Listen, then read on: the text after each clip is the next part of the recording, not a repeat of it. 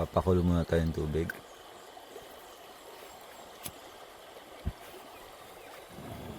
Yan. Apoy na yan. Bigyan natin. Okay. Yan siya. Antayin lang natin siyang kumulo. Tapos dahil instant noodles naman to, instant ramen, madali na lang siya. Yan o, imagine mo dito ka magbe-breakfast sa harap ng ilog. After ng breakfast,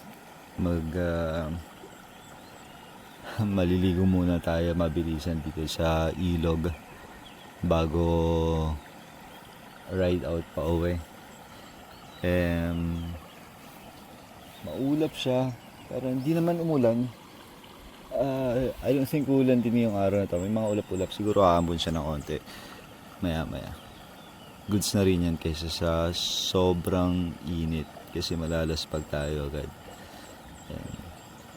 Saka maaga rin akong gumising ngayon kasi nga yung pabalik pabalik sa highway ay paahon siya. May mga lusong pero mostly ahon yung gagawin natin ngayon. And I'm pretty sure na I'm sure na na mapapalaban tayo sa ahon ngayon. So ayan, tayin lang muna natin siyang kumulo at kakain na tayo agad. Hindi pa ako nag-break na ako ng camp kanina para hindi ko pa naayos yung mga gamit-gamit na yan. So pagkakain, ayos ng gamit, ligo, wash up, and then ride out na tayo. Okay.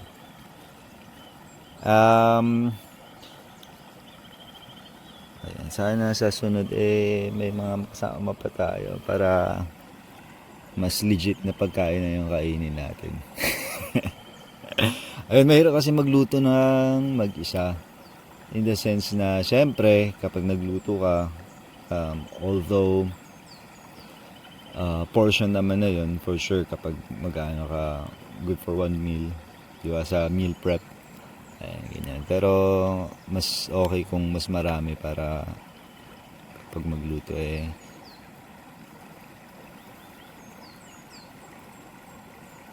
hati-hati. Ayan. So, briefer natin.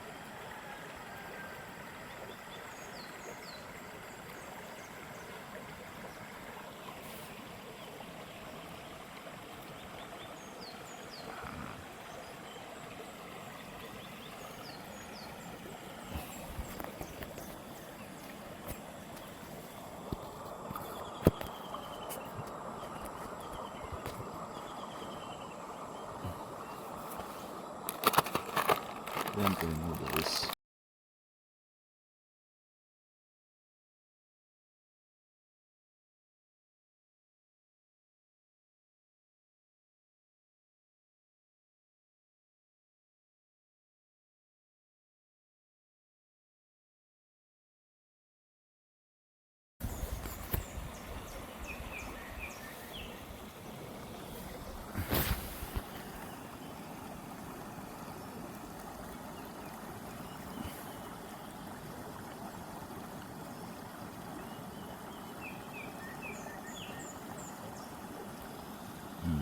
Saglit lang ah.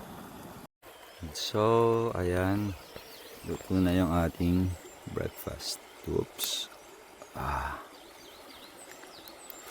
Okay. Sobrang init pa niya. Sarap. Manghang.